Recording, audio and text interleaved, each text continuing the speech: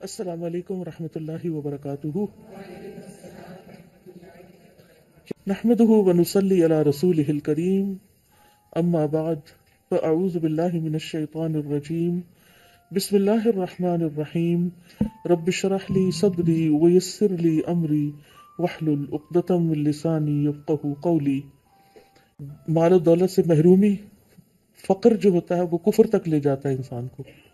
اسی طرح جب مال زیادہ ہو جاتا ہے تو انسان کے اندر ایک ایروگنس آ جاتی، بعض اوقات وہ مال کے ساتھ حرام کام کرنے لگتا ہے. تو امام بخاری نے شاید اسی مناسبت سے میراث کے بعد حدود کا ذکر کیا ہے کہ اگر کوئی شخص زمین میں فساد پھیلا رہا ہے، خواہ کسی بھی وجہ سے، خواہ وہ مال کی وجہ سے یا کسی اور وجہ سے، اور اللہ تعالیٰ کے احکام کی نافرمانی کر رہا ہے، تو پھر اس پر شریعت نے کچھ سزائیں بھی مقرر کی ہیں. وہ سزائیں کیا ہیں اور کیوں ہیں، ان کے بارے میں ہم انشاءاللہ پڑھیں گے. اسی طرح بعض اوقات حدود سے مراد گناہ بھی لیے جاتے ہیں، جیسے قرآن مجید میں آتا ہے تلک حدود اللہ فلا تقربوها، یہ اللہ کی حدیں ہیں، یعنی یہ گناہ کے کام ہیں جن سے اللہ نے روکا ہے، تو ان کے قریب نہ جاؤ. تو حدود مقرر کرنے کی حکمت کیا ہے؟ تاکہ لوگ گناہوں سے رکے رہیں ڈر کے مارے، اور تاکہ اگر گناہ کر بیٹھے تو ان کا کفارہ ہو جائے. حدود نافذ کرنے کی اہمیت کیا ہے؟ ابو ہریرہ رضی اللہ عنہ کہتے ہیں کہ رسول اللہ صلی اللہ علیہ وسلم نے فرمایا، اللہ کی مقرر کردہ حدوں میں سے ایک حد جاری کرنا اللہ عز و جل کی زمین میں 40 راتوں کی بارش سے بہتر ہے. یعنی اتنی زیادہ اس سے خیر نکلتی. دو چیزیں ہوتی ہیں نا، ایک تو یہ کہ لوگ ڈر کے پھر اور لوگ ڈر جاتے ہیں اور وہ گناہ نہیں کرتے، دوسروں پر زیادتی نہیں کرتے، کسی کے مال پہ اور کسی کی عزت پہ حملہ آور نہیں ہوتے. اور دوسرا یہ فائدہ ہوتا ہے کہ اگر کسی نے کوئی ایسا گناہ کر لیا اور اس کو دنیا میں سزا مل گئی تو یہ سزا انشاءاللہ اس کی آخرت کی سزا کا کفارہ ہو جائے گی.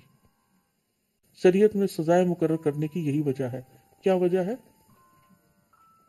کہ دوسرے لوگ اس سے ڈر جائیں. ابھی ریسنٹلی ایک بحث چل رہی ہے پاکستان میں کہ اگر کوئی شخص بچے کے ساتھ زیادتی کرے گا تو اس کو برسر عام پھانسی دی جائے گی. برسر عام کا مطلب اوپنلی. وہ کیوں؟ تاکہ باقی لوگ بھی عبرت پکڑیں اور اس طرح کے ظلم و زیادتی نہ کریں. تو وہ گناہ جن پہ حد جاری ہوگی وہ زناکاری، شراب نوشی اور چوری وغیرہ کی حد ہے.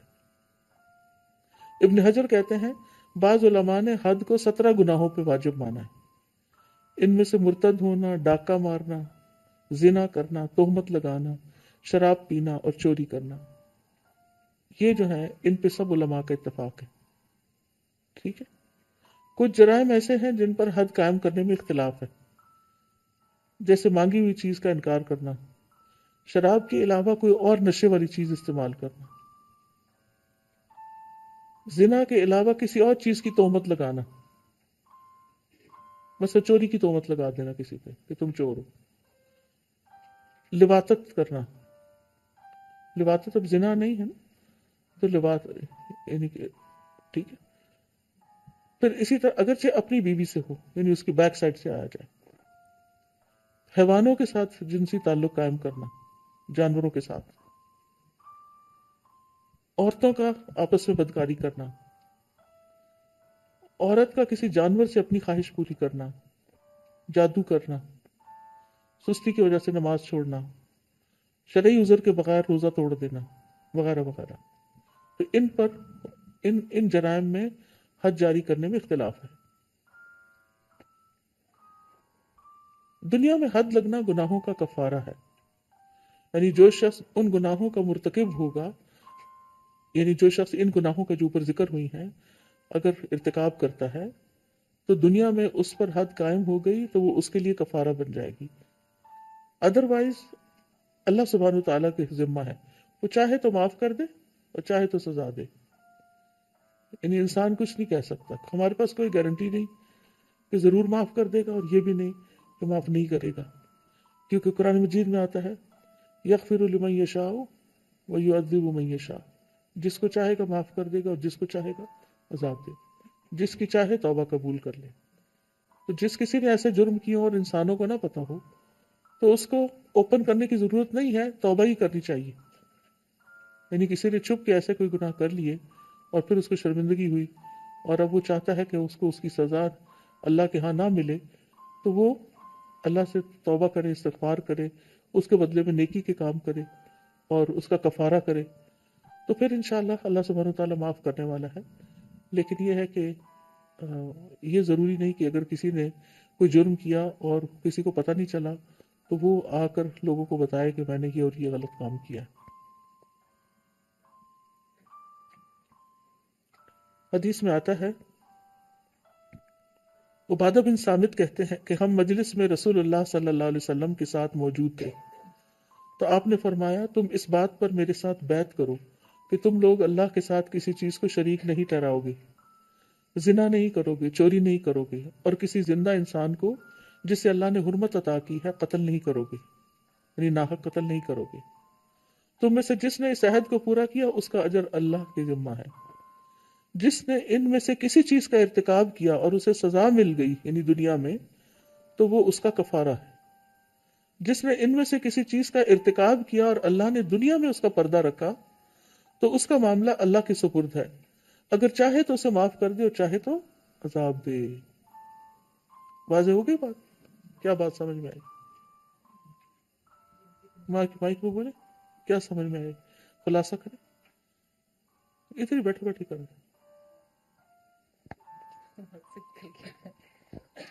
میرا سوال یہ ہے، اگر کسی نے کوئی ایسا جرم کیا ہے جس پر حد جاری ہوتی ہے تو کیا اس کے لیے لازم ہے کہ وہ اس کو ظاہر کر کے اور اس پر سزا لے لے، کیونکہ سزا آخرت کی سزا کا کفارہ ہے؟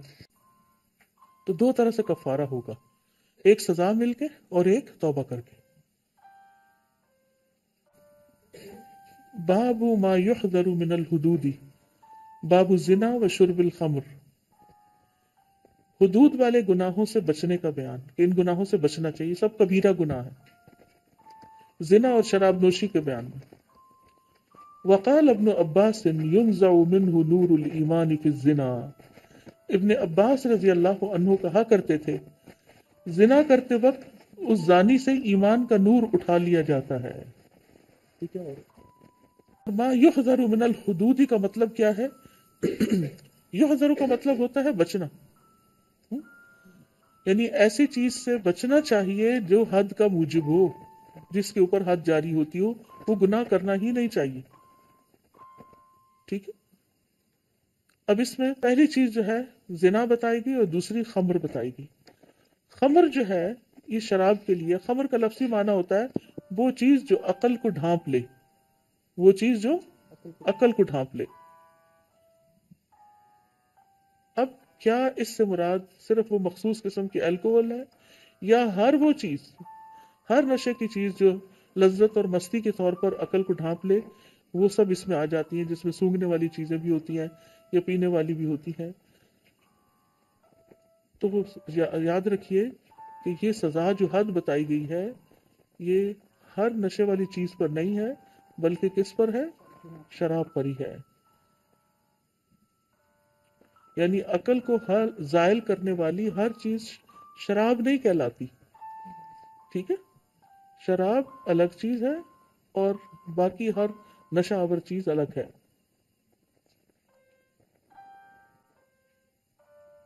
یہ الگ بات ہے کہ وہ بھی حرام ہے، لیکن حد کس پہ جاری ہوگی؟ شراب پینے پر.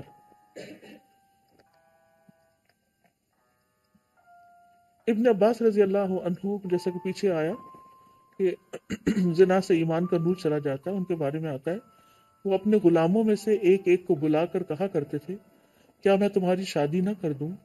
کیونکہ جو شخص زنا کرتا ہے اللہ تعالیٰ اس سے نور ایمان چھین لیتا ہے.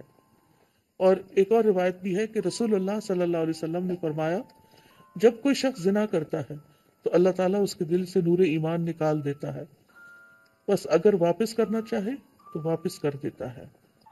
یعنی اللہ جس کے لیے چاہے کہ ایمان لوٹائے لوٹا دیتا ہے.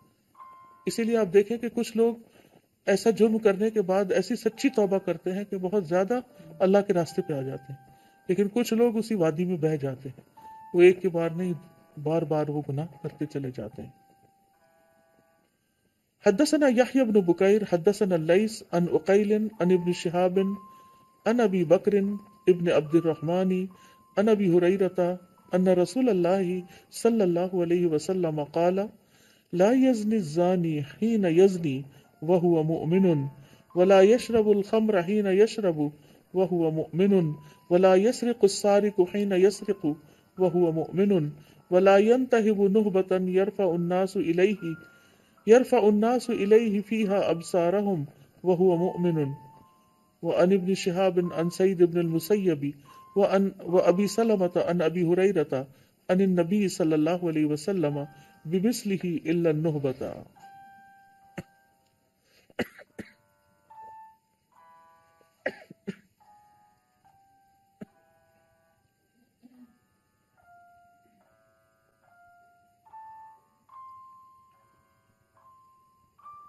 ابو ہریرہ رضی اللہ عنہ روایت کرتے ہیں کہ رسول اللہ صلی اللہ علیہ وسلم نے فرمایا لا یزنی الزانی نہیں زنا کرتا کوئی زنا کرنے والا حین یزنی جس وقت وہ زنا کرتا ہے وہو مؤمن اور وہ مومن رہے یعنی اس وقت وہ مومن نہیں کہلاتا اس کا ایمان چلا جاتا ہے.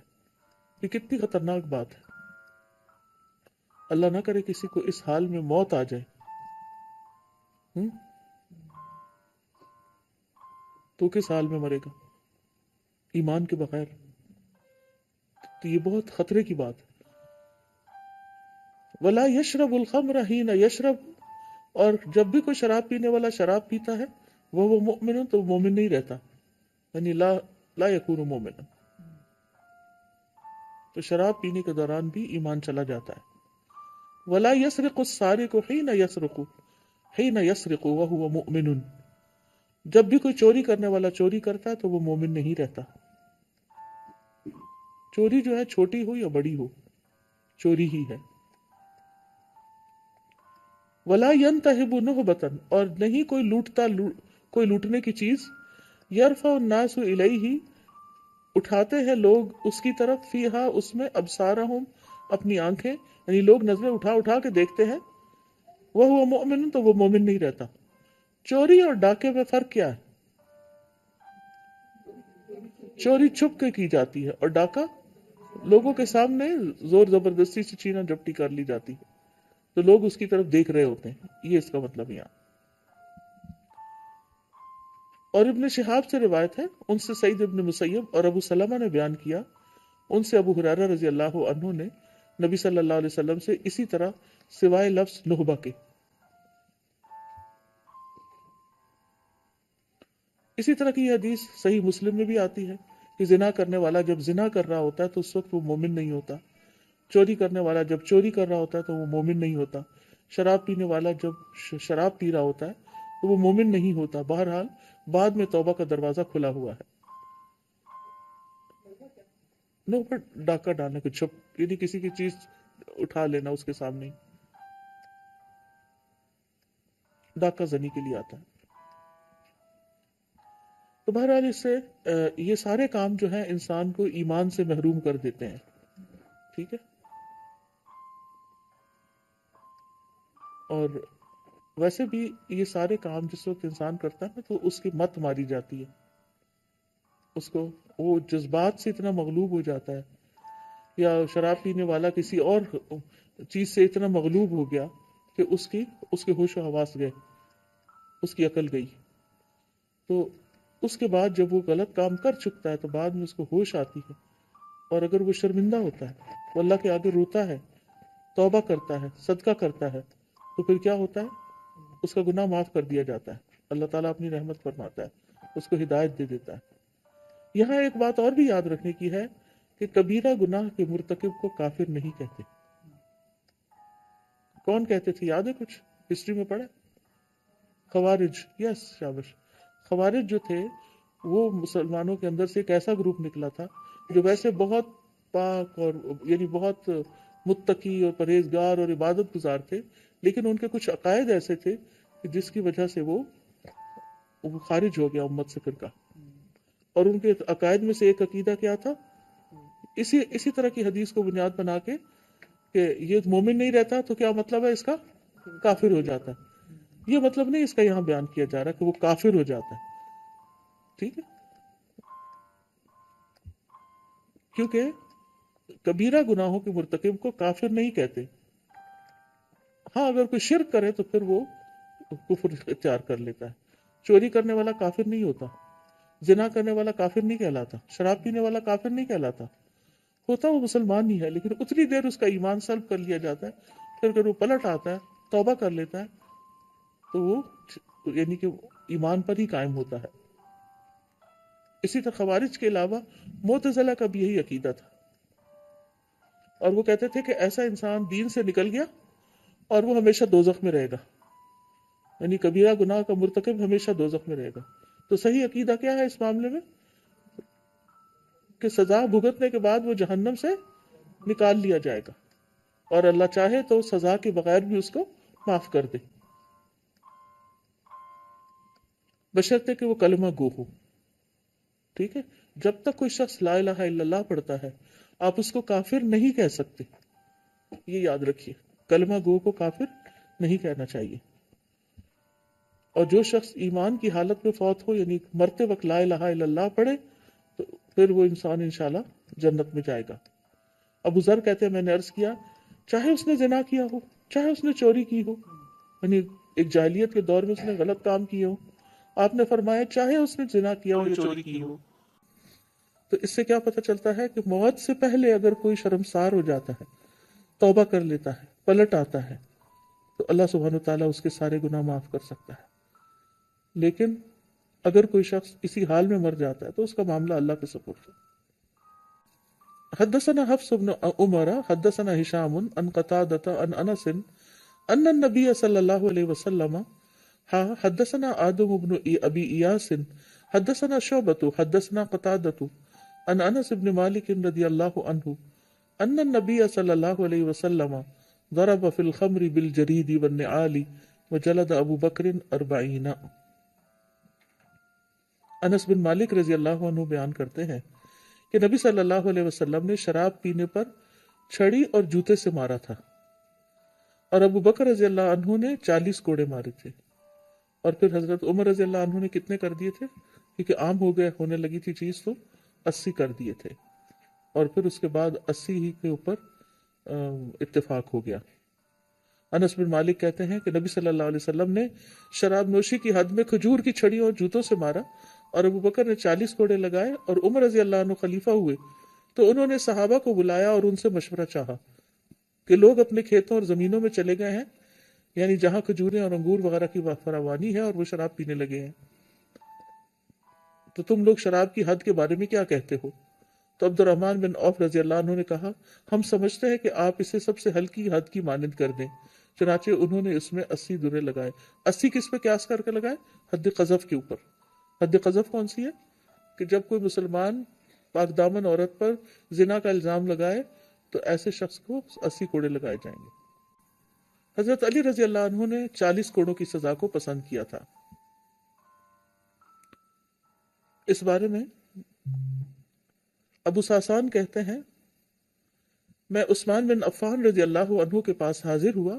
ان کے پاس ولید بن عقبہ بن ابی معیط کو لایا گیا. اس نے صبح کی 2 رکعتیں پڑھائیں، پھر کہا کیا میں تمہیں اور نماز پڑھاؤں؟ تو 2 آدمیوں نے اس کے خلاف گواہی دی. ان میں سے ایک حمران تھا کہ اس نے شراب پی ہے، اور دوسرے نے گواہی دی کہ اس نے شراب کی قے کرتے ہوئے دیکھا. اس پر عثمان رضی اللہ عنہ نے کہا اس نے شراب پی ہے تو اس کی قے کی ہے، اور کہا علی اٹھو اور اسے کوڑے مارو. تو حضرت علی نے کہا حسن اٹھے اور اسے کوڑے مارے. حسن رضی اللہ عنہ نے کہا کہ اس خلافت کی ناگوار باتیں بھی انہی کے سپرد کریں جن کے سپرد اس کی خوشگوار باتیں ہیں، یعنی حد مجھ سے کیوں لگوا رہے ہیں؟ تو ایسے لگا کہ انہیں ناگوار محسوس ہوا. تب انہوں نے کہا عبداللہ بن جعفر اسے اٹھو اور اسے کوڑے مارو. تو انہوں نے پھر کوڑے لگائے، اور حضرت علی گنتے رہے یہاں تک کہ وہ 40 تک پہنچے. تو کہا رک جاؤ. نبی صلی اللہ علیہ وسلم نے 40 کوڑے لگوائے، ابو بکر رضی اللہ عنہ نے 40 لگوائے، اور عمر رضی اللہ عنہ نے 80 لگوائے. یہ سب سنت ہے. یہ 40 لگانا مجھے زیادہ پسند ہے، کیونکہ خود نبی صلی اللہ علیہ وسلم نے فکس نہیں کیا تھا، تو اس وجہ سے پھر شرابی کو اتنے کوڑے نہ لگائے جائیں کہ اس کی موت واقع ہو جائے. حضرت علی کہتے ہیں کہ میں کسی شخص پہ حد نہیں لگاتا کہ وہ اس میں مر جائے. تو میں اس سے اپنے دل میں کوئی ملال محسوس کروں سوائے شراب پینے والے، اور اگر وہ مر جائے تو میں اس کی دیت ادا کر دوں گا، کیونکہ رسول اللہ صلی اللہ علیہ وسلم نے اسی طریقے یعنی اس طرح کے کوڑوں کی سزا جاری نہیں کی۔ شراب کے عادی کو 3 بار سزا ملنے کے بعد قتل کرنے کا حکم ہے۔ معاویہ بن ابی سفیان سے روایت ہے، وہ کہتے ہیں کہ رسول اللہ صلی اللہ علیہ وسلم نے فرمایا، شرابی جب شراب پیے تو انہیں درے لگاؤ، پھر اگر پیے تو درے لگاؤ، پھر اگر پیے تو درے لگاؤ، پھر اگر پیے تو انہیں قتل کر دو۔ اس کی وجہ یہ ہے کہ شراب پینے کے بعد انسان کی جو عقل ہے وہ ماری جاتی ہے، اور پھر جب انسان کی عقل نہیں کام کرتی تو اس کے بعد وہ اور بہت سارے جرائم وہ کسی کو قتل کر سکتا ہے، وہ اپنی بیٹی کے ساتھ کوئی برا کام کر سکتا ہے، یعنی کہ کئی لوگوں کے حق مارے جاتے ہیں، اس لیے پھر اس چیز سے روکا گیا۔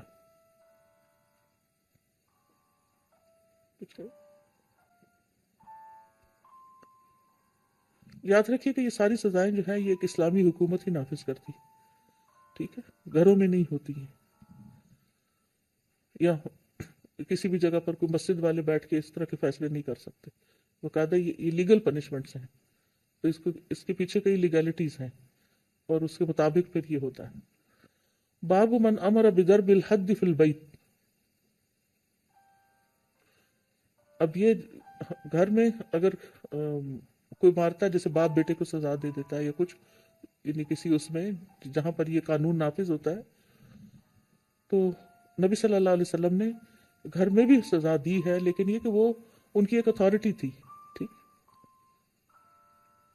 حدثنا قتيبة حدثنا عبد الوهاب عن أيوب عن ابن أبي مليكة عن عقبة بن حارث قال جيء بالنعيمان أو بابن النعيمان شاربا فأمر النبي صلى الله عليه وسلم من كان بالبيت أن يضربوه قال فضربوه فكنت أنا في من ضربه بالنعال۔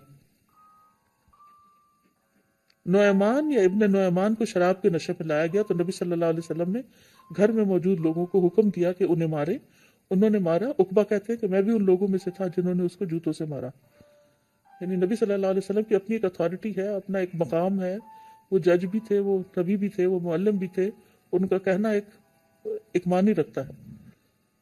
مسجد میں سزا دینے کی ممانعت، حکیم بن حزام کہتے ہیں کہ رسول اللہ صلی اللہ علیہ وسلم نے مسجد میں قصاص لینے، اشعار پڑھنے اور حدیں لگانے سے منع فرمایا ہے۔ باب الضرب بالجرید والنعال، شراب میں چھڑی اور جوتی سے مارنا۔ کوڑا تو ایک باقاعدہ مارنے کا وہ ہوتا ہے نا، آلہ ہوتا ہے، لیکن یہ کہ اگر وہ نہ ہو تو یعنی چھڑی، جیسے ڈنڈا تو موٹا ہوتا ہے لیکن چھڑی جیسے پتلی ہوتی ہے، جی لچک ہوتی ہے جس میں، جی ہاں، اور جوتے وغیرہ سے مارا جا سکتا ہے۔ حدثنا سلیمان بن حرب حدثنا وہیب بن خالد عن ایوب عن عبد الله بن ابی ملیکۃ عن عقبۃ بن الحارث ان النبی صلی اللہ علیہ وسلم اتي بنعیمان او بابن نعیمان وهو سکران۔ اب یہ جو سکران ہے یعنی نشے میں تھے، تو یہ بذات خود اپنے اوپر گواہی دے رہے ہیں۔ فشق علیہ وامر من فی البیت ان یضربوہ، تو آپ کو یہ سخت ناگوار گزرا تو آپ نے گھر میں موجود لوگوں کو حکم دیا کہ ان کو مارے۔ فضربوہ بالجرید والنعال وکنت فی من ضربہ، تو لوگوں نے ان کو لکڑی اور جوتوں سے مارا اور میں بھی ان لوگوں میں سے تھا جنہوں نے اس کو مارا۔ اب یہاں پر یہ جو ہے کہ شق علیہ، آپ پر گراں گزرا، یعنی آپ صلی اللہ علیہ وسلم کو یہ بات بہت تکلیف دیتی تھی، آپ کو بہت برا لگتا تھا کہ آپ کے سامنے کوئی ایسا شخص لایا جائے، یا آپ اپنے ساتھیوں میں سے کسی کو اس طرح کی غلطی کرتے ہوئے دیکھنا پسند نہیں کرتے تھے، کیونکہ آپ چاہتے تھے کہ سب لوگ اللہ کے اطاعت گزار ہو جائیں۔ فلا اللہ کا باقی النفس کا اللہ آثارہم ان لم یؤمنوا بہذا الحدیث اسفا، شاید آپ اپنی جان ان کے پیچھے غم سے ہلاک کر لینے والے ہیں اگر وہ اس بات پر ایمان نہ لائے، افسوس کر کر کے۔ جی ہاں، خیر خواہی کی اعلیٰ ترین مثال۔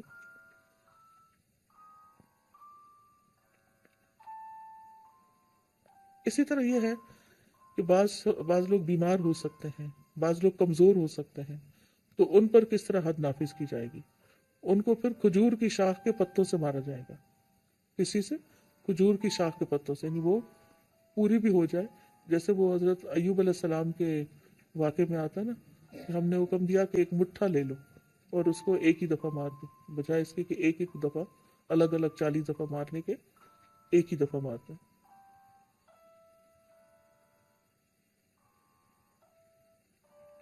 یعنی قاعدہ یہ ہے کہ جب کسی انسان کے ہلاک ہونے یا اس کو نقصان پہنچنے کا خطرہ ہو تو اگر اس بیماری یا کمزوری کے ختم ہونے کی امید کی جا سکتی ہے تو اس کو مہلت دی جائے۔ جیسے وہ غامدیہ کے واقعے پہ آتا ہے نا کہ وہ پریگننٹ تھی، تو آپ صلی اللہ علیہ وسلم زنا سے پریگننٹ تھی، تو آپ صلی اللہ علیہ وسلم نے کہا کہ جب تم بچہ پیدا کر لو پھر آنا۔ جب آئی تو دودھ پیتا تھا بچہ، پھر جب وہ کھانا کھانے لگا تو پھر اس کے بعد ان کو سزا دی گئی۔ تو اسی طرح اگر کوئی اور حد ہے، شراب کی ہے یا کسی اور چیز کی حد جاری ہو رہی ہے، تو اس صورت میں بیماری اور کمزوری اگر ختم ہونے کا ہے کہ بیمار ٹھیک ہو جائے گا تو انتظار کیا جائے گا، اور اگر بیمار ٹھیک ہونے کا اندیشہ ہے کہ نہیں ہوگا تو پھر ایسی صورت میں چھوٹی چھوٹی سی شاخیں یا کوئی چیز مار کے حکم پورا کر دیا جائے گا۔ حدثنا مسلم حدثنا هشام حدثنا قتادة عن انس قال جلد النبي صلی اللہ علیہ وسلم فی الخمر بالجرید والنعال وجلد ابو بکر 40۔ یہ پیچھے بھی گزر چکی۔ نبی صلی اللہ علیہ وسلم نے شراب پینے پر چھڑی اور جوتوں سے مارا تھا، ابو بکر نے 40 کوڑے لگوائے۔ تو اس سے یہ پتہ چلتا ہے کہ 3 موقف ہیں۔ نمبر 1 چھڑی جوتی بھی ماری جا سکتی ہے، نمبر 2 کوڑے ہی مارے جائیں گے، ٹھیک ہے، اور صرف چھڑیاں یا صرف جوتیاں بھی ہو سکتی ہیں، ٹھیک ہے، صرف چھڑی یا صرف جوتی بھی ہو سکتی ہے، اور پھر مجرم کے حالات کے مطابق سزا دی جائے گی۔ اور سزا کا مقصد کیا ہے؟ مجرم کو آر دلانا اور شرمندہ کرنا، اور قیامت کے دن کی گناہ سزا کا کفارہ کرنا۔ جی، دوسروں کے لیے عبرت بھی، بالکل۔ حدثنا قتيبة حدثنا ابو ضمرة انس عن يزيد بن الهادي عن محمد بن ابراهيم عن ابي سلمة عن ابي هريرة رضي الله عنه اتي النبي صلى الله عليه وسلم برجل قد شرب قال اضربوه۔ ابو ہریرہ کہتے ہیں کہ رسول اللہ صلی اللہ علیہ وسلم کے پاس ایک شخص کو لایا گیا جو شراب پیے ہوئے تھا، تو آپ نے فرمایا اسے مارو۔ قال ابو ہریرہ فمنا الضارب بيده والضارب بناله والضارب بثوبه۔ ابو ہریرہ کہتے ہیں کہ ہم میں سے بعض وہ تھے جنہوں نے اسے ہاتھ سے مارا، بعض نے اپنے جوتے سے مارا، بعض نے اپنے کپڑے سے مارا۔ فلما انصرف قال بعض القوم اخزاك الله قال لا تقولوا هكذا لا تعينوا عليه الشيطان۔ جب وہ مار چکے تو کسی نے کہا کہ اللہ تجھے رسوا کرے۔ آپ نے فرمایا اس طرح کے جملے نہیں بولو، اس کے معاملے میں شیطان کی مدد نہ کرو، یعنی شیطان بہت خوش ہوگا۔ مجرم کے بارے میں غلط جملے بولنا، اس کی غیبت کرنا، اس کو برا بھلا کہتے رہنا، یہ شیطان کی مدد کرنا ہے۔ اسی طرح اگر کوئی شخص ماضی میں کوئی غلطی کر چکا ہے، چاہے آپ کی اولاد میں سے، رشتہ داروں میں سے ہے، تو اس کو بار بار وہ گناہ یاد کر کے آر نہ دلائیں۔ آر نہیں دلانی چاہیے کسی کو بھی، تم تو ایسے اور ایسے ہو۔ اور اگر کسی کے ماں باپ نے کوئی غلط کام کیا تو ماں باپ کی بھی آر نہیں دلانی چاہیے، اسی لیے گالی سے منع کیا گیا۔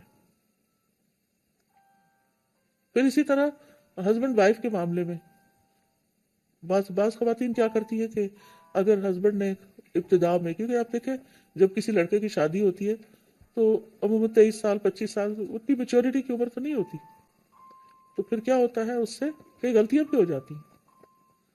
اب 50 سال کی عمر کو پہنچے، میچورٹی آ گئی، چھوڑ دیا سب کچھ، اب بیوی کسی بات میں غصے میں آتی ہے تو وہ اس کو اس کی غلطی یاد کراتی ہے۔ یہ نہیں کرانا چاہیے، آر نہیں دلانی چاہیے، کسی کو شرمندہ نہیں کرنا چاہیے۔ یہ ہمیں اپنے عام روزمرہ زندگی میں بھی یہ چیز شامل کر لینی چاہیے کہ کسی کو شرمندہ نہ کرے، کسی کو برا بھلا نہ کہے، نہ سامنے نہ پیچھے۔ تو بد دعا دینے کی بجائے کیا کرنا چاہیے؟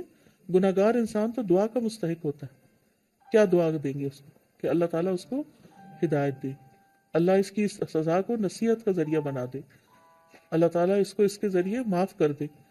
اس طرح کے جملے بولنے چاہیے۔